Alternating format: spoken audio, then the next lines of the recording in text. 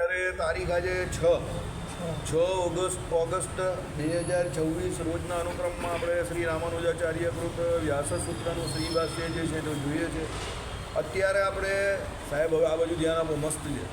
આનંદમય શબ્દનો અર્થ રામાનુજાચાર્યએ જે વિશિષ્ટાદ્વૈત વેદાંત પ્રમાણે કરેલો છે એ જાણી રહેલા છે. ગઈકાલથી આપણે આપણો સિદ્ધાંત એટલે શ્રીજી મહારાજે જે 121મા શ્લોકમાં વિશિષ્ટાદ્વૈત વેદાંતને આપણું વેદાંત તરીકે માન્ય રાખેલું છે અને એ મુજબ આપણું આધ્યાત્મશાસ્ત્ર જે છે તે 100મા શ્લોકમાં કહ્યું છે રામાનુજાચાર્યકૃત શ્રી ભાષ્ય અને ગીતા ભાષ્ય આ બે આપણા આધ્યાત્મશાસ્ત્ર છે. આ અત્યારે આપણે આધ્યાત્મશાસ્ત્ર ચલાવી રહ્યા છે. અત્યારે આ શ્રી ભાષ્ય જે છે તે અને દર રવિવારે ગીતા ભાષ્ય ભૂતથી પ્રકાશિત થયેલું ગોપાળાનંદ સ્વામી કૃત જે છે તે, એટલે બંને આપણા તત્વજ્ઞાનના મુખ્ય વિષય છે. આપણો જે સંપ્રદાય જે છે ઉદ્ધવ સંપ્રદાય, આપણો ઉદ્ધવ સંપ્રદાય જે રામાનુજાચાર્યનો શ્રી સંપ્રદાય જે છે એની અંતર્ગત જ આવે છે. અને શ્રી સંપ્રદાયમાં લક્ષ્મીજી અને નારાયણ ભગવાન, રાધિકાજી અને શ્રી કૃષ્ણ ભગવાન એની યુગલ ઉપાસના છે. જો ત્યાં આપણે બોર્ડ ઉપર સત્સંગી જીવનમાં લખેલું છે તે શ્રીજી મહારાજે કહ્યું તે સાંભળો. દેહને અંતે એકાંતિક ભક્તો જે ભગવાનના ધામમાં જાય છે તે ધામમાં રાધિકાજી અને શ્રી કૃષ્ણ ભગવાન છે. નંદ અને સુનંદ આદિક જે પાર્ષદોએ સેવેલા છે અને જેટલા પણ ભગવાનના એકાંતિક ભક્તો જે ઉદ્ધવ સંપ્રદાય આશ્રિત જે છે તે દેહને અંતે એ ભગવાનના ધામમાં જાય છે. બે પ્રકારની દીક્ષા જેણે લીધી હોય, સામાન્ય દીક્ષા અને મહાદીક્ષા, એ બધા હરિભક્તો જે છે તે આ પ્રમાણે ભગવાનના ધામમાં જાય છે. ધામનું નામ છે ગોલોક અને ત્યાં રાધિકાજી અને શ્રી કૃષ્ણ ભગવાન છે. નંદ સુનંદાદિક પાર્ષદો છે, ગરુડજી વિશ્વક્ષેનાદિક જે કોઈ ભગવાનના પાર્ષદો છે તે છે. આ બધા નિત્યમુક્તો છે અને નિત્યમુક્તોની સાથે પછી આપણા હરિભક્તો જે અહીંયાથી જાય તે પણ એ મુક્તોની જે કોઈ એમ કહે કે પંક્તિમાં ભળે. એટલે આ આપણા સંપ્રદાયનું એકદમ સરસ તત્વજ્ઞાન છે અને આને જ સમજવાનું છે. ભગવાને જે એમ કહ્યું ને તત્વને સમજો, તત્વને સમજો, તત્વને સમજો, તે તત્વ શું છે? પરમાત્મા તત્વ. એ પરમાત્માના સ્વરૂપને જ ઓળખવાનું છે. જે કંઈ જાણવાનું છે તે જ જાણવાનું છે. અને આપણે આ શ્રી ભાષ્ય પણ એટલે જ ચલાવીએ છીએ. થોડી ઘણી તકલીફ લોકોને પડે છે, મને ખબર છે, પણ જો અત્યારે ન સમજશો તો ક્યારે સમજશો? બરાબર, ઉંમર તો ચાલી જવાની છે. આટલેથી આટલા સુધીનો સમય નક્કી જ છે. હવે એમાં તમે જે કંઈ કરો તે લખોટા રમો નાના હોય ત્યારે, કે પછી સાયકલ ચલાવો, કે પછી ગાડી ચલાવો, કે પછી કામ ધંધા કરો, સમય તો એટલો જ છે તમારી પાસે. બરાબર, એટલે એ સમયમાં, મર્યાદિત સમયમાં જે કંઈ કામ થાય તે કરવાનું છે. બરાબર, એટલે આપણે ગઈકાલે શરૂ કર્યું રામાનુજાચાર્યનો સિદ્ધાંત કે ભાઈ આનંદમય. રામાનુજાચાર્યએ શું અર્થ કર્યો કે આનંદમય તો પરમાત્મા જ છે. કેમ? અદ્વૈતીઓ આનંદમય તરીકે જીવાત્માને કહી છે. બરાબર, અને એની આગળ જે વિજ્ઞાનમય જે છે એ વિજ્ઞાનમય તરીકે એ લોકો કોને કહે છે? બુદ્ધિને કહે છે. પણ રામાનુજાચાર્ય શું કહે છે કે ભાઈ એ વિજ્ઞાનમય જે છે તે જીવાત્મા છે અને આનંદમય જે છે તે પરમાત્મા છે.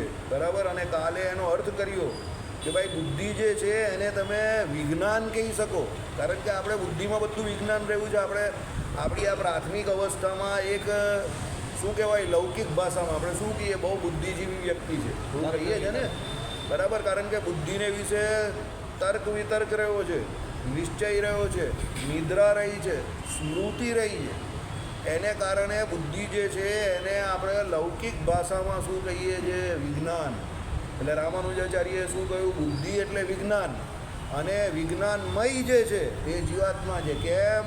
એમાં આપણે ગઈકાલે સમજેલા એ પ્રમાણે શું કે ભાઈ એ યમ નિયમથી માંડીને, આસન પ્રાણાયામથી માંડીને, પ્રત્યાહારથી માંડીને, ધારણા, ધ્યાન અને સમાધિ જ્યારે થાય ત્યારે એ જીવ જે છે એને પોતાના વિશે એટલે સ્વરૂપને વિશે પરમાત્માનું સમ્યક દર્શન થાય. અને એ પરમાત્માનું દર્શન થાય એ વેળા એને એનું પોતાનું પણ સમ્યક એટલે જેવું છે તેવું સ્વરૂપ જે છે તે દેખાય. આ શું થયું? યમ નિયમથી પહેલાં શરીરને જીતીને પછી એ આત્માને વિશે પરમાત્મા જે દેખાવા ત્યાં સુધીનું આખું વિજ્ઞાન જે છે તે સિદ્ધ થયું. એટલે આત્માને શું કહ્યો? વિજ્ઞાનમય કહ્યો. બરાબર, એવા ઘણા બધા ચમત્કારો તમે કહી શકો જે તમે મનુષ્ય જન્મમાં સિદ્ધ કરી શકો છો. મોટા મોટા જેટલા પણ વિદ્વાન પુરુષો જે છે કે જે ભગવાનનું ભજન કરનારા જે છે તે શું કહે છે ભાઈ મનુષ્ય જન્મમાં એવો સાહજિક ચમત્કાર રહ્યો છે કે તમે આ જન્મને વિશે જો લાગી પડો, મહારાજ કે એ પ્રમાણે મંડી પડો, તો તમને આને આ જન્મે ભગવત પ્રાપ્તિ થઈ જાય. અને એનાથી વધારે જો કોઈ પાવરફુલ હોય તો ભગવત સાક્ષાત્કાર પણ એને અહીંયા જ થાય. એવા ચમત્કારો આ મનુષ્ય જન્મમાં સિદ્ધ થઈ શકે છે. તે કેવી રીતે? આમાં જે કહ્યું એ પ્રમાણે યમ નિયમથી માંડીને યોગ દ્વારા જે આ સમાધિ કહી તે, હવે આ તો યોગ દ્વારા સમાધિ થઈ, બરાબર. બીજી રીતે સમાધિ થાય તે ચિત્ત દ્વારા થાય, બરાબર. એટલે ચિત્ત જે છે તમારું એનો નિરોધ થાય. પેલામાં યોગ દ્વારા પ્રાણનો નિરોધ થાય ને ચિત્તનો નિરોધ થાય. આમાં ચિત્તનો નિરોધ થાય તમારો. એટલે ચિત્તનો નિરોધ થવું એટલે શું? તો ચિત્તનો સાહજિક રીતે ચોંટવાનો સ્વભાવ છે. જ્યાં લગાવો તે લાગી જાય. ઘરે ગયા હો અને ટીવી પર સામાન્ય કંઈ ચાલતું હોય ને કંઈક તમને ઇન્ટરેસ્ટ પડે ને તમે સોફા પર બેસી ગયા તો અડધો કલાક ક્યાં નીકળે ખબર નહીં પડે. અડધો કલાક થઈ ગયો, કથાનો સમય થઈ ગયો, બરાબર. એ અડધો કલાક નીકળી ગયાનું કારણ શું છે? ચિત્તનો સાહજિક રીતે ચોંટવાનો સ્વભાવ છે. માણસ ભગવાન કહીને નાના બાળક જેવું છે, ગમે ત્યાં ચોંટી જાય. મધ જેવું છે, ગમે ત્યાં ચોંટી જાય. ગોળના પાણી જેવું છે, ગમે ત્યાં ચોંટી જાય. હવે એ ચિત્ત જે છે તે ભગવાનમાં ચોંટે, સામાયિક વિષયમાં ચોંટે. હવે જ્યારે ગોપીઓની જેમ એ ચિત્ત અતિશય ભગવાનમાં ચોંટી જાય ત્યારે એ ચિત્તનો નિરોધ થઈ જાય. આખા જગતમાંથી વૃત્તિ ચિત્તની જે છે તે ઉખડીને ભગવાનને વિશે લાગી જાય. ભગવાનને વિશે ચિત્તની વૃત્તિ લાગે એટલે ચિત્તના નિરોધે કરીને સમાધિ થઈ ગઈ. એટલે ગોપીઓની જેમ પછી એ ગોપીઓને આ સંસારના કામ કરવા એ અઘરા લાગતા હતા. એના માટે એમણે પ્રયત્નશીલ થવું પડતું હતું. એટલે પ્રયત્ન કરવા પડતા હતા. જેમ આપણે ભજન કરવામાં પ્રયત્ન કરવા પડે છે ને, એમ ગોપીઓને સંસાર કાર્ય માટે પ્રયત્ન કરવા પડતા હતા. બાકી એમનું ચિત્ત ભગવાન શ્રી કૃષ્ણમાં સહેજે સહેજે લાગી જતું હતું. એટલે શ્રીજી મહારાજે વચનામૃતમાં શું કહ્યું? ભક્તિ તો કોના જેવી કરવી? ગોપીઓના જેવી કરવી. કેમ કે એ ગોપીઓને સહેજે સહેજે ભગવાનને વિશે ચિત્તની વૃત્તિ રહેતી હતી. એવી રીતે જ્યારે આપણી વૃત્તિ રહેવા માંડે ત્યારે સમજી લેવું કામ થઈ ગયું. જ્યારે મધ્યના તીરમાં મહારાજે કહ્યું ને પછી એને પંચવિષય જીતવા પડે નહીં. એ પંચવિષય ઓટોમેટિક એના જીતાઈ જાય. ગોપીઓની જેમ ગોપીઓને પછી કાં ભાન હતું કે આ સારો વિષય છે, આ ખરાબ વિષય છે? કાંઈ નહીં. અરે એવું અત્યારે પણ થાય છે. તમારા જીવનમાં તમારું કંઈક ધારેલું કામ એના સમય કરતાં પહેલાં થઈ ગયું અને સમય કરતાં મોટી અવસ્થામાં થયું ત્યારે તમારું ચિત્ત જે છે તે વિભ્રાંત થઈ જાય છે. બીજું જગતમાં જે કંઈ થાય તે તમે બધું ભૂલી જાઓ. તમે એટલા બધા આનંદમાં આવી જાઓ કે એવા ઘેલા તૂર થઈ જાઓ કે તમને બીજું કંઈ ભાષે જ નહીં. કેમ? તમારા ચિત્તનો જગતમાંથી બધેથી નિરોધ થઈ ગયો ને પહેલાંમાં લાગી ગયું. જે ઘટના ઘટીને એમાં ઘણી વખત થાય. જેના જીવનમાં કંઈક એવા બનાવ બન્યા હોય સુખના, અને અતિશય દુઃખમાં પણ એવું થાય. કંઈ ન ધારેલી ઘટના ઓચિંતી ઘટે. તમારું કોઈ બહુ વહાલું કે બહુ પ્રિય વ્યક્તિ હોય અને એ એકદમ તમને છોડીને ચાલ્યું જાય તો તમને જગતમાં જરા પણ વૃત્તિ લાગે નહીં. સીધી બધી વૃત્તિ પેલામાં લાગી જાય, પણ ઉલટી. પેલામાં સુખે કરીને લાગેલી, આમાં દુઃખે કરીને લાગી. પછી તમને જગત ભાષ્યમાન નહીં થાય, તમને જગત દેખાય નહીં. એટલે જગત તો હોય જ, પણ તમારી વૃત્તિ ના લાગે. એટલે આ ચિત્તનો નિરોધ છે, બરાબર. એટલે ભગવાન શ્રી હરિએ, રામાનુજાચાર્ય આ બધી બહુ સારી સારી વાતો કરેલી છે. આ બધી આધ્યાત્મ જગતની વાત છે. આના માટે દરેક વ્યક્તિ અધિકારી પણ નથી. કેમ? જેના પૂર્વના બહુ પુણ્ય હોય, સુકૃત હોય, એનો ઉદય થયો હોય તો આવી વાત સાંભળવામાં તમને રસ પડે. અને તમે વ્યવસ્થિત તત્વજ્ઞાનની સભામાં જો માથા નહીં ગણવાના, યાદ રાખજો. તત્વજ્ઞાનની સભામાં માણસો ઓછા જ આવે. કેમ? આમાં પેલી હસતી રમતી વાતો નહીં આવે કે આનું આમ થયું ને પેલાનું પેલું થયું ને એવું કંઈ આવે નહીં. આમાં સીધી વાત હોય, ટુ ધી પોઈન્ટ. અને ભગવાન સંબંધી વાત હોય એટલે આમાં માથા નહીં ગણવાના. આમાં તો જેને સત્વગુણ વર્તતો હોય અને જેને પરમાત્મા તત્વ જાણવાની ઈચ્છા હોય એવો જે જિજ્ઞાસુ જે છે ભગવત ભક્ત, એ જ બેસે અને એ જ બેસી શકે. બીજાનું આ કામ નથી. ચાલો, એટલે કાલે આપણે જોયું એ પ્રમાણે કે ભાઈ મય પ્રત્યય કાંઈ પણ અર્થ વર્ગનનો છે એમ માનવું વ્યાજબી નથી. બદ્ધ અને મુક્ત પ્રત્યેગાત્મા જીવ જ્ઞાત જ છે એમ અમે આગળ કહ્યું છે. જ્ઞાત જ છે એટલે એનો અર્થ શું થાય તે આપણે જોઈએ. હવે ગઈકાલે આપણે જોયો હતો પણ હવે આજે ત્યાંથી શરૂ કરીએ. ચાલો, જ્ઞાત એટલે આમ તો જાણવું જ થાય.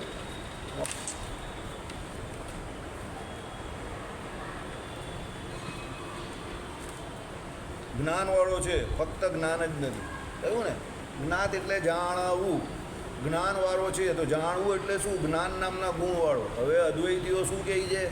આત્મા એટલે જ્ઞાન અને આત્મા એટલે આનંદ. એટલે આત્મા જ્ઞાન સ્વરૂપ અને કેવો છે? આનંદ સ્વરૂપ છે. બરાબર. પણ રામાનુજાચાર્ય શું કહે છે? નહીં, એકલો જ્ઞાન સ્વરૂપ અને એકલો આનંદ સ્વરૂપ નથી આત્મા.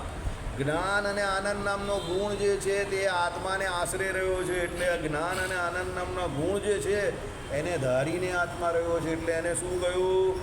બદ્ધ અને મુક્ત પ્રત્યેગાત્મા જીવ જે છે તે જ્ઞાત જ છે. બરાબર. જ્ઞાત છે એટલે એનામાં જ્ઞાન નામનો ગુણ પણ રહ્યો છે. એટલે શું કહ્યું? જ્ઞાનવાળો છે, ફક્ત જ્ઞાન જ નથી. બરાબર. એટલે કહેવાનો મતલબ શું છે? જ્ઞાનવાળો એટલે એ જીવાત્મામાં જ્ઞાન રહ્યું છે. મહારાજે જીવાત્માની વ્યાખ્યામાં શું કહ્યું? નખથી શિખા પર્યંત વ્યાપીને રહ્યો છે. એટલે આ શિખાથી માંડીને આ નખ સુધી એ જીવાત્મા પોતે પોતાના ધર્મભૂત જ્ઞાને કરીને વ્યાપીને રહ્યો. આ એનું જ્ઞાન નામના ગુણની વાત છે. બાકી પોતે જીવાત્મા ક્યાં રહ્યો? અહીંયા સ્ટેબલ અહીંયા થયેલો છે, અહીંયા સ્થિર રહેલો છે જીવ. હૃદયને વિશે જીવ રહ્યો છે. બરાબર. અને એ હૃદયને વિશે રહ્યો થકો એનું જે ધર્મભૂત જ્ઞાન છે તે આ શિખાથી માંડીને નખથી શિખા પર્યંત વ્યાપીને રહેલું છે. કહેવાનું તાત્પર્ય શું છે? કે વ્યક્તિ બહેરો હોય કે વ્યક્તિ અંધ હોય તો પણ એના ધર્મભૂત જ્ઞાને કરીને એને સ્પર્શ વિવેક થાય છે. સ્પર્શ વિવેક એટલે સમજો, ગરમ પાણીમાં આંગળી બોળે તરત ખબર પડે ગરમ છે પાણી. બરાબર. ઠંડા પાણીમાં આંગળી બોળે, બરફનો ટુકડો મૂકે તો એમ કરે કે ભાઈ બરફ છે. સમજો કેમ? એનું ધર્મભૂત જ્ઞાન જે છે તે નખથી શિખા પર્યંત વ્યાપીને રહેલું છે. એટલે જીવાત્મા ફક્ત જ્ઞાન નથી, જ્ઞાન નામના ગુણવાળો છે. એટલે અંદર હૃદયને વિશે જે જીવ રહ્યો છે એને કારણે પેલાને એવું ચેતનત્વ, એટલે એના ચેતા તંતુ દ્વારા પેલા જીવને ખબર પડે છે કે હું કોઈ ગરમ કે ઠંડી વસ્તુનો સ્પર્શ કરી રહ્યો છું. હવે જેવો એ જીવાત્મા અંદરથી બહાર નીકળી જાય અને 24 તત્વોનું શરીર જ રહે, પછી તો એનો અગ્નિ સંસ્કાર કરે તો પણ એને કંઈ ખબર પડતી નથી. સમજ પડી ગઈ? એટલે એ જીવ કેવો છે? જ્ઞાન નામના ગુણવાળો છે, ફક્ત જ્ઞાન જ નથી. ચલો પછી આપણે જોયું કે વિજ્ઞાનમય વિશેના શ્લોકમાં વિજ્ઞાનમ યજ્ઞમ તનુતે, વિજ્ઞાન યજ્ઞ કરે છે એમ એકલો વિજ્ઞાન શબ્દ વાપર્યો છે તે કેમ બંધ બેસે? આનો ઉત્તર કે આત્મા જ્ઞાતા જ છે. ઓકે, ચાલો બંધ બેસે એનો અર્થ શું કર્યો તે સમજીએ. અર્થાત વિજ્ઞાનમય શબ્દ એ વિજ્ઞાનના જ અર્થમાં વપરાયો છે એમ સિદ્ધ થાય છે. વિજ્ઞાન અને વિજ્ઞાનમય તે એક જ. બરાબર. શું કહે છે રામાનુજાચાર્ય? ભાઈ તમે વિજ્ઞાન કેવું કે વિજ્ઞાનમય કેવું, બંને એક જ છે. એ આત્મા જે છે તે વિજ્ઞાન જ છે અને વિજ્ઞાનમય પણ છે. વિજ્ઞાન એટલે શું? એના જ્યાં એમાં બધા સાહજિક રીતે ચમત્કારો રહ્યા છે. અને વિજ્ઞાનમય એટલે શું? એની ઉપર તમે બદ્ધ અવસ્થામાં જે કંઈ પણ રીતથી પ્રોસેસ કરો તો એ આત્મા પોતે પોતાની અંદર સાહજિક રીતે રહેલા પરમાત્માનું સમ્યક દર્શન કરી શકે છે. એ વિજ્ઞાનમય કયો. એટલે પ્રયોગ કરીએ ને આપણે, પાણી જે છે તેની ઉપર પ્રયોગ કરીએ કે ભાઈ આટલું બોઇલિંગ ટેમ્પરેચર હોય, એની ઉપર આટલું ખડખરે તો પછી એમાંથી શું થાય? ભાપ બને, વરાળ બને ને ઉડી જાય. આનાથી નીચા ટેમ્પરેચર પર જાય તો એનો બરફ બની જાય. બરાબર. તો એ પાણી મૂળ છે, જેવું છે તેવું ને તેવું છે. પછી એની પર તમે પ્રયોગ કરી શકો ને, એટલે એ પાણીને વિજ્ઞાનમય કહેવાય, કારણ કે એની પર તમે વિજ્ઞાન કરી શકો છો. બરાબર. ચલો, આનો ઉત્તર એ કે આત્મા જ્ઞાતા જ છે, પણ એનું સ્વરૂપ સ્વપ્રકાશ હોવાથી એ વિજ્ઞાન કહેવાય છે. એટલે કશો દોષ રહેતો નથી. આત્મા શું છે? જ્ઞાતા જ છે પોતે. જ્ઞાતા એટલે જાણનારો. ચાલો સમજો કેવી રીતે જાણનારો છે. તો ભાઈ હું આત્મા છું અને આ ભાઈ આત્મા છે. તો હવે અત્યારે હું જાણનારો છું તો શું જાણ્યું કે આ ભાઈ હમણાં આવ્યા ને ખાલી 10-15 સેકન્ડ થઈ, અને આ ભાઈ અહીંયા બેઠાને 2 મિનિટથી વધારે નહીં થઈ. તો મારો આત્મા જે જ્ઞાતાપણે જે છે ને પેલો સંજય ત્યાં દંડવટ કરે છે, તે મારો આત્મા કોણ છે? જ્ઞાતા છે, એ જાણે છે. અને તમારો આત્મા પણ એ જ્ઞાતા છે ને એ જાણે છે. સમજો, તમને પણ એ ખબર પડી કે તમે દુનિયામાં અત્યારે બહાર મંદિરમાં જ્યાં ત્યાં હતા ત્યાંથી અહીંયા આવીને દરેક પ્રકારના વ્યવહારો મૂકીને હવે શાંતિથી સભામાં મંડપમાં બેસીને શું જ્ઞાન જે છે તે તમારે અહીંયા લેવાનું છે. કયું જ્ઞાન? આત્મા પરમાત્મા સંબંધી જ્ઞાન. કોણે કહ્યું છે? રામાનુજાચાર્ય. એટલે આત્મા પોતે કેવો છે? જ્ઞાતા છે. બરાબર. જ્ઞાતા એટલે સ્વયં પ્રકાશ છે. બાજુ જાણનારો છે. સ્વયં પ્રકાશ એટલે શું? એને કોઈ બીજી વસ્તુને જાણવા માટે કોઈ બીજા વ્યક્તિની જરૂર નથી. પોતે જ પોતાના જ્ઞાને કરીને પ્રકાશમાન છે. દીવો અને દીવાના પ્રકાશ જેવું. તમે દીવાની જ્યોત દ્વારા અહીંયા આ દીવો કે આ લાઇટ સર્ગે તો એના દ્વારા આપણે એકબીજાને જોઈ શકીએ. પણ એ લાઇટને કે દીવાને જોવા માટે બીજા દીવાની જરૂર પડે છે? નહીં પડતી. કેમ? એ લાઇટને જોવી હોય તો એ લાઇટ દ્વારા જ એ લાઇટ દેખાય તમને. એ દીવાને જોવો હોય તો એ દીવા દ્વારા જ દીવો દેખાય. બીજી લાઇટની જરૂર નહીં પડે. કારણ કે એ કેવો છે? સ્વયં પ્રકાશ છે, સ્વપ્રકાશ છે. એટલે પોતે પોતાને પણ જાણે છે અને બીજા વિષયને પણ જણાવે છે. એટલે એનો મતલબ શું થયો કે એ આત્મામાં પણ આ પ્રમાણે દીવાની જેમ જ્ઞાન નામનો ગુણ પણ રહ્યો છે અને એ જ્ઞાન સ્વરૂપ પણ છે. સમજો કેમ? દીવો જે છે તે તેજસ્વી પણ છે, એટલે તેજ સ્વરૂપ પણ છે. અને તેજસ્વી છે એટલે તેજ નામનો ગુણ પણ એને આધારે રહેલો છે. એટલે દીવાને જોવા માટે તમારે બીજા દીવાની જરૂર પડતી નથી. એટલે રામાનુજાચાર્યએ શું કહ્યું અહીંયા? એ આત્મા પોતે સ્વયં પ્રકાશ છે અને જ્ઞાતા પણ છે, એટલે જાણનારું પણ છે. બરાબર? ચાલો, જ્ઞાતાના સ્વરૂપનું નિરૂપણ કેવળ જ્ઞાન વડે જ થઈ શકે છે. હવે એ જ્ઞાતાનું સ્વરૂપ જે છે કેવું છે તેનું નિરૂપણ કઈ રીતે થાય? તો જ્ઞાન વડે થાય. બરાબર? જે આપણે હમણાં કર્યું ને, દીવાના સ્વરૂપનું આપણે નિરૂપણ કર્યું તો દીવાના પ્રકાશ વડે થાય છે, બીજા દીવાની જરૂર નહીં પડતી. એવી રીતે હવે સાંભળો, સ્વરૂપનું નિરૂપણ કરતા ધર્મવાચક શબ્દો ધર્મ દ્વારા ધર્મીના સ્વરૂપનું એટલે કે ધર્મીનું પોતાનું પ્રતિપાદન કરે છે. તમારા બધાની ઓળખાણ એટલે આપણે બધા શું છે? ધર્મી છે. હવે એ ધર્મીની ઓળખાણ કોના દ્વારા પડે? એના રહેલા ધર્મો દ્વારા. કેમ? અંદર રહેલો ધર્મી તો દેખાતો નથી. ધર્મી એટલે કોણ? આત્મા. આત્મા થોડો દેખાય છે કે અંદર આત્મા કેવો છે? પણ તમે જે કાર્ય કરો એ દ્વારા તમારા ધર્મો દ્વારા તમારી ઓળખાણ થાય. એટલે ધર્મો જે છે એ ધર્મીની મૂળભૂત ઓળખાણ છે. ભાઈ મારી કોઈ ઓળખાણ આપે તો શું આપે? લાંબા વાળવાળો, સફેદ વાળવાળો. પછી જુદો પાડવો હોય તો આ બેથી આ બે પણ લાંબા વાળ રાખે છે. ભાઈ એ બંને યંગ દેખાય છે, કાળા વાળવાળા છે. બરાબર? આ ભાઈ મોટા ભાઈ છે, એ થોડા વૃદ્ધ દેખાય છે. આ બે યંગ દેખાય છે. ત્રણ ભાઈ ચોટલી રાખે છે. તો એ શું છે? ધર્મો છે. અને એના દ્વારા ઓળખાણ કોની થાય? ધર્મીની થાય.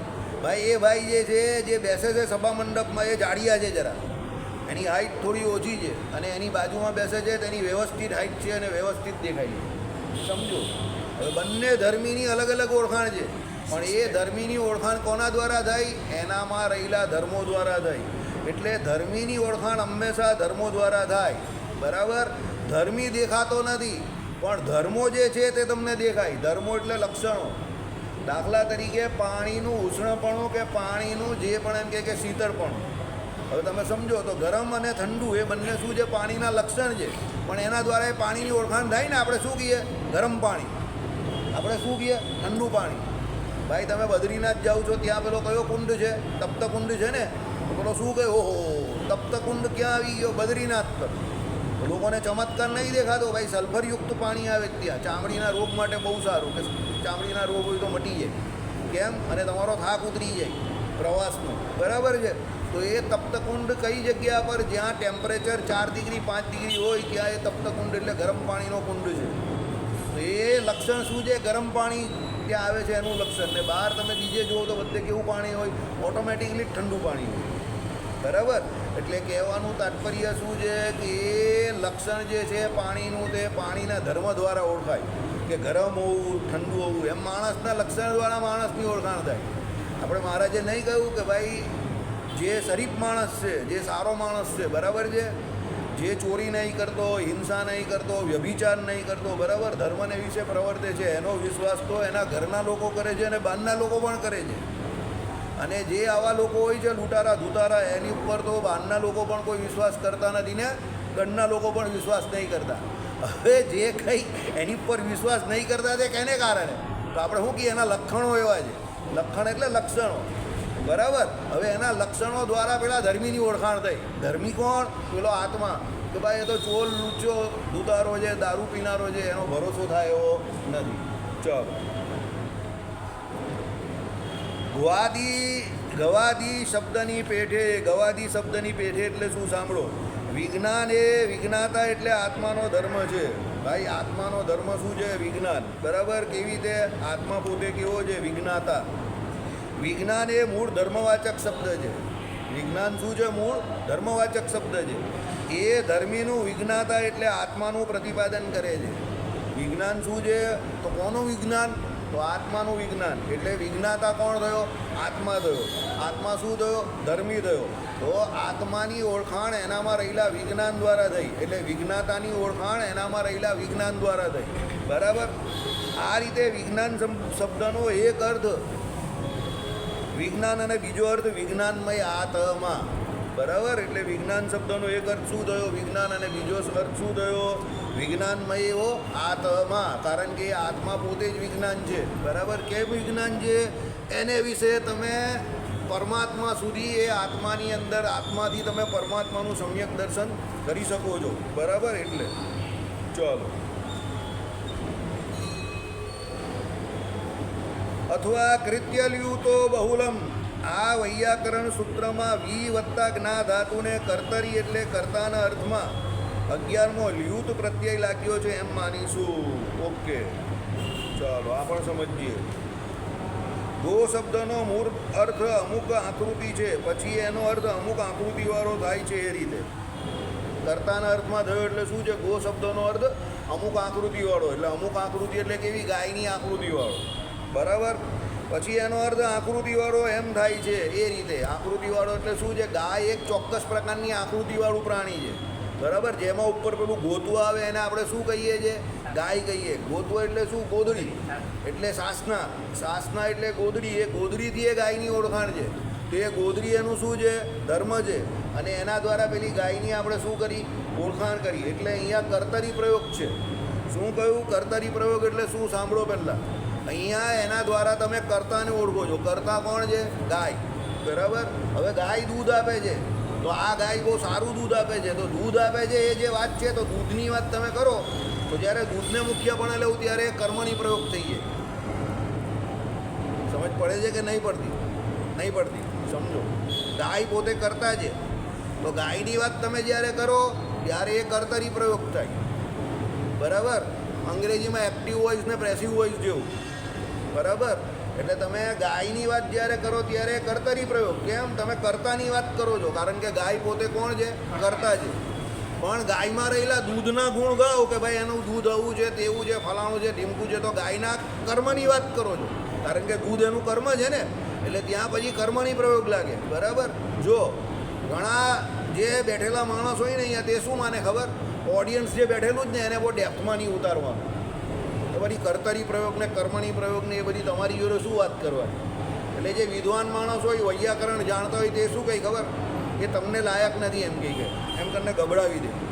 તો મારું અંગત માનવું આવું નથી. મારું અંગત એવું માનવું છે કે અહીંયા બેઠેલો આ વ્યક્તિથી માંડીને અહીંયા બેઠેલા આ વ્યક્તિ સુધીના જેટલા એકદમ બોટમથી માંડીને ટોપ લેવલના દરેક વ્યક્તિને ટોપનો સત્સંગ કરવાનો પૂરેપૂરો અધિકાર છે. અમારો અંગત અભિપ્રાય છે. સમજો કેમ?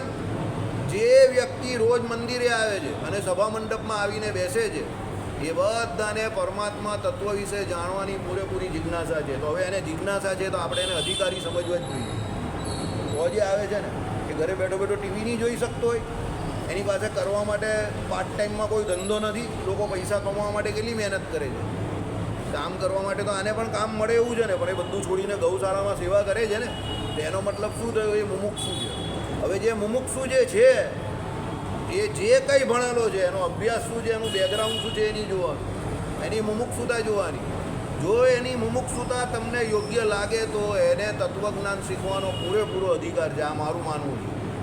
હા, પછી એને જે પ્રમાણેનો જે ગુણ વર્તતો હોય એને એ જેટલું લઈ શકે એટલું લે. બાકી આપણે અહીંયાથી એવું કહીને પલ્લું નહીં જાડી દેવાનું કે આમાં તમારો અધિકાર નથી. એ ખોટી વાત છે. નહીં, એવું નહીં. પલ્લું નહીં જાળવાનું. એટલે કર્તરી પ્રયોગ આને કહેવાય. જ્યારે તમે કર્તા વિશે વાત કરો તો એ કર્તરી પ્રયોગ. જ્યારે કર્તાના કર્મ વિશે વાત કરો મુખ્યપણે તો એ કર્મની પ્રયોગ. સમજો, અંગ્રેજીમાં એને એક્ટિવ વોઇસ અને પેસિવ વોઇસ કહેવાય છે. અંગ્રેજીમાં હું તમને ન લઈ જઈશ, કારણ કે અહીંયા બેઠેલા 3 જણાને જે અંગ્રેજી આવડે છે, 4 જણાને બહુ મોટો. બરાબર? પેલા કાકાને આવડે છે, 5મા 6મા કાકા ભણાવવા જવાનું. એન્જિનિયર છે કાકા. આ શાંતિથી બેઠેલા એટલે હવે એમના સમયમાં સુરતમાં કેટલા એન્જિનિયર હશે તે તો ખબર પણ નહીં હવે. હે તમે બીએસસી કરો બરાબર, એટલે તમારી એજ કેટલી? 78 બરાબર. એટલે સમજો બહુ ઓછા લોકોને ખબર, અમુક લોકો બહુ શાંતિથી બેઠેલા હોય એટલે આપણે એવું લાગે કે ભાઈ એને કંઈ ખબર ન પડતી હશે, પણ એમને પણ ભગુ કાકાની એમ બધું તત્વજ્ઞાન સમજ પડે છે. ભગુ કાકા અહીંયા એવા એક તે સમય પર 78 કે 80ની ઉંમરમાં એવા હતા કે જે આખી ભૂમિકા સમજી શકતા હતા એના દાદા, અને ઘરે જઈને રોજ આપણે ચલાવીએ પછી અભ્યાસ કરતા હતા, બીજે દિવસે સવાલ પણ પૂછતા હતા પાછા, બરાબર. એટલે આમાં ઉંમરનો કોઈ તકાજો નથી. At any age is just a number. તમને રસ હોવો જોઈએ, બરાબર. ચાલો, એટલે અહીંયા આ પ્રમાણે કહ્યું છે, સાંભળો કે ભાઈ એ વૈયાકરણ, જો વ્યાકરણને વૈયાકરણ કહે ભણેલા લોકો, તમને આ ખાલી કહું છું, તમારે વ્યાકરણ કહેવું હોય તો કહી શકો છો, પણ ભણેલા લોકો એને વૈયાકરણ કહે. ચાલો, એ વૈયાકરણ સૂત્ર પ્રમાણે વત્તા એટલે પ્લસ, જ્ઞા એટલે ધાતુને કર્તરી એટલે કર્તાના સ્થાનમાં, બરાબર. એ આપણે જોયું એ પ્રમાણે લ્યુટ પ્રત્યય લાગ્યો છે એમ માનીશું. કર્તાના સ્થાનમાં એટલે ગો શબ્દનો મૂળ અર્થ એની અમુક આકૃતિ છે તે આપણે જોઈને એ પ્રમાણે કર્તાના સ્થાનમાં. તો એ કર્તાની ઓળખાણ કેવી રીતે થઈ? ગોમાં રહેલી ગોત્વને કારણે. ગોત્વ એટલે શું? ગોદડી, સાસના. એટલે અહીંયા તમે એ કર્તાને ઓળખવા માટે પેલી ગાયની ગોદડીની વાત કરો છો. એટલે અહીંયા તમે મુખ્યત્વે કોની વાત કરો છો? કર્તાની વાત કરો છો. પછી તમે જ્યારે એના દૂધનો કમાલ કેવો તો ભાઈ ગાયના દૂધમાં આ બધા કમાલ રહેલા છે ને, બધા કંઈ દૂધ બધી ઘણી રીતે સારું છે, હા, એની ગુણવત્તા, તો એ કર્મણી પ્રયોગ થઈ ગયો. કેમ? હવે તમે એના દૂધની વાત કરો છો, કારણ કે ગાય દૂધ આપે છે, તે દૂધ શું છે? એનું કર્મ છે, બરાબર છે. ચાલો, હવે આગળ જઈએ. અથવા નંદી આદિ ગણમાં અને ગણીને નંદી ગ્રહી ઇત્યાદિ સૂત્ર વડે કર્તરી કર્તાના અર્થમાં લ્યુત પ્રત્યય લાગેલો છે, બરાબર. હવે નંદી એટલે શું છે? પેલો નંદી હોય ને ગાયથી, એનું શું કહેવાય? એનો હા, એટલે એનો હસબન્ડ, ગાયનો હસબન્ડ. ગાય શું છે? આપણે માતા, તો નંદી આપણે પિતા કહેવાય, એનો હસબન્ડ થાય એટલે એનો પતિ થાય. એટલે નંદી કહીએ ને આપણે તે, એટલે એ પુરુષ પુલ્લિંગમાં આવે, બરાબર. અને ગાય જે છે તે કેમાં આવે? સ્ત્રીલિંગમાં આવે. હવે શું છે તે સાંભળો કે ભાઈ અથવા નંદી આદિ ગણમાં અને ગણીને નંદી ગ્રહી ઇત્યાદિ સૂત્ર વડે કર્તરી કર્તાના અર્થમાં લ્યુત પ્રત્યય લાગ્યો છે એમ કહીશું. એટલે તમે જ્યારે ગાયની કર્તા તરીકે વાત કરો એટલે કર્તરી પ્રયોગ ગાયને લાગ્યો, પછી જ્યારે નંદીની કરો ત્યારે નંદી લાગ્યો. એટલે નંદીની ઓળખાણ ગાય કરતાં અલગ છે. કેમ? નંદી કોમાં આવે? પુલ્લિંગમાં આવે, એટલે પુરુષમાં આવે, અને ગાય કેમાં આવે? સ્ત્રીલિંગમાં આવે. હવે એ બંનેની ઓળખાણ માટે ભગવાને અમુક સૂચક નિશાની એના શરીરના અંગોમાં મૂકેલી છે. એ દ્વારા તે કર્તાની તમને ઓળખાણ થાય કે ભાઈ આ નંદી છે એટલે પુરુષ છે, અને આ કોણ છે? સ્ત્રી છે, ગાય છે. હવે એ કર્તાની ઓળખાણ માટે ભગવાને અમુક સૂચક અંગો એના મૂકેલા છે, બરાબર. એ સૂચક અંગો દ્વારા તમને ખબર પડે કે ભાઈ આ ગાય છે અને આ નંદી છે, બરાબર. ચાલો, બળદની કહેતા હે, બળદ બેમાંથી કોઈમાં નહીં આવે. બળદ નાની અતર જાતિમાં આવે, પાછું પુલ્લિંગમાં પણ ના આવે અને સ્ત્રીલિંગમાં પણ ના આવે. એટલે બળદ નહીં બોલતા, એ શબ્દ પણ નહીં બોલાય, એ શબ્દ, હા, એ શબ્દ બોલાય. ચાલો, એમ કહીશું. આ કારણથી જ વિજ્ઞાનમ યજ્ઞમ તનુતે કર્માણી તનુતે અપી ચ, એટલે વિજ્ઞાન યજ્ઞ કરે છે અને કર્મો પણ કરે છે. સાંભળો, વિજ્ઞાનમ યજ્ઞમ તનુતે, એ શ્લોકમાં વિજ્ઞાન એટલે વિજ્ઞાન કરતા, વિજ્ઞાતા. એટલે અહીંયા વિજ્ઞાન શબ્દોનો અર્થ વિજ્ઞાતા અને વિજ્ઞાન કરતા. તો વિજ્ઞાન કરતા અને વિજ્ઞાતા કોણ છે અહીંયા? આત્મા પોતે. એટલે આત્મા પોતે શું કરે છે તે સાંભળો. યજ્ઞ કરે છે અને કર્મો પણ કરે છે, કારણ કે એ વિજ્ઞાતા છે, બરાબર. દાખલા તરીકે ગ્રહસ્થ છે, અહીંયા કેટલા ગ્રહસ્થ છે? 1 2 3 4, બરાબર, 5 6 7 8 9, આ બધા ગ્રહસ્થ છે. તો ગ્રહસ્થને આમાંથી યજ્ઞો કરવાની વાત કરેલી છે. પંચ યજ્ઞ રોજ કરવાના છે. દેવ યજ્ઞ, પછી કયો ઋષિ યજ્ઞ, પછી કયો પિતૃ યજ્ઞ, પછી કયો ભૂત યજ્ઞ, બરાબર. આ બધા યજ્ઞો કરવાના કયા છે ને? ગ્રહસ્થને કરવાના જ છે. 5 જાતના પાપ એના ઘરે રોજ થાય છે. એટલે એ 5 પ્રકારના યજ્ઞો દ્વારા એ 5 પ્રકારના જે કોઈ પાપ થાય છે એનું શું થાય છે? પ્રાયશ્ચિત થાય છે. એટલે 5 યજ્ઞ દરેક ગ્રહસ્થે કરવાના છે. હવે એ યજ્ઞ કરે તો યજ્ઞ નામનું કર્મ કરી રહેલો છે, તો એ કોણ કરે છે? પેલો આત્મા કરે છે. એટલે એ આત્માને અહીંયા વિજ્ઞાનમય કે વિજ્ઞાતા કયો, કારણ કે કરતા થયો ને. યજ્ઞ કરવાની એને ભગવાને શું કરી છે? વેદો દ્વારા આજ્ઞા કરેલી છે, અને એ આજ્ઞા પ્રમાણે વર્તે છે, એટલે એ પોતે વિજ્ઞાતા થયો, કાં વિજ્ઞાનમય થયો. કેમ? યજ્ઞ નામની આખી એ પ્રવૃત્તિ જે છે એનો કરતા એ પોતે બને છે. નો ડાઉટ પેલો હોતા જે હોય કે એ પ્રમાણે એને જે કહેશે એ પ્રમાણે આહુતિ આપશે કે જે કંઈ કરવાનું હશે તે કરશે, પણ એનું કર્મ કોણ કરી રહેલો છે? પેલો કરતા એટલે વિજ્ઞાતા એ આત્મા કરી રહેલો છે, એટલે એને એનું ફળ પણ એને મળશે. જે કરતા છે તે ભોગતા છે, યાદ રાખજો. એમ વિજ્ઞાનમાં યજ્ઞાદિકના કરતાપણાનું શ્રવણ થાય છે. જો આવી ગયું ને, વિજ્ઞાનમાં યજ્ઞાદિકનો કરતા કોણ? આ આત્મા. વિજ્ઞાન એટલે વિજ્ઞાન જ નહીં, પણ વિજ્ઞાનનો કરતા તેથી. એટલે જે વિજ્ઞાનમાં શું છે? પેલું યજ્ઞ કરવું તે એનો કરતા કોણ છે? પેલો વિજ્ઞાતા એવો કોણ છે? આત્મા છે. એટલે એ આત્મા કરતા થયો એટલે એને વિજ્ઞાતા કહ્યો. બરાબર. આત્માએ બધા ઘણા કર્મો કરવાના છે. અહીંયા આવીને ભાગવતજી સાંભળ્યો તો એને ખબર પડે, બહુ કર્મો કરવાના છે. તમે સાંભળો તો પરસેવો છૂટી જાય તમને. શ્રી કૃષ્ણ ભગવાને જે ઉદ્ધવજીને કહ્યું છે ને, તમને પરસેવો વળી જાય, મને રાત્રે વળી જાય છે, તમારે એસી ચાલુ કરવું પડે છે. બરાબર. હા, કારણ કે એમાં એટલું બધું કહ્યું છે ભગવાન શ્રી કૃષ્ણએ કે ભાઈ ત્રિકાળ સંધ્યા તો કરવાની, બરાબર. જેટલા પણ દ્વિજ છે અને ગાયત્રીનો જપ તો કરવાનો, ત્રિકાર સ્નાન તો કરવાનું, બરાબર. બધું કરવાનું કહ્યું છે ને. પછી યજ્ઞો તો કરવાના, બરાબર. વ્રત એકાદશીનું નામ લખેલું છે શ્રી કૃષ્ણ ભગવાને. કયા યુગમાં? કયો યુગ હતો ત્યારે? દ્વાપર યુગમાં. એકાદશીનું નામ લખેલું જ ભાગવતમાં. એકાદશી આદિક વ્રત કરે, એટલે પહેલેથી કરતા જ હતા આપણે, પણ લખેલું છે આવું. એટલે વ્રત કરવાનું, આ બધું કરવાનું છે. મારું લખેલું છે, શું ખબર? આ બધું પુરુષોએ કરવું એવું લખેલું છે. એટલે આપણું તો પહેલાં જ નામ આવી જાય, એટલે કરવાનું છે. કેમ? આ બધી આપણી ફરજોમાં આવે છે. મનુષ્ય જન્મમાં આ તમારી બધી પ્રાથમિક ફરજો છે.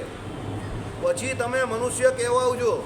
ખાવા પીવાને ઊંઘવાને મનુષ્ય નહીં કહેતો. એ ખાવા પીવાનું ને ઊંઘવાનું તો બધી 84 લાખ જાતની યોનિમાં છે જ, પણ આ બધું કરીને તમને મનુષ્યત્વ પ્રાપ્ત થાય છે. જગતગુરુ શંકરાચાર્ય કહી ગયા એ પ્રમાણે કે મનુષ્ય 16 સંસ્કાર લે એટલે એને મનુષ્ય કહેવાય છે.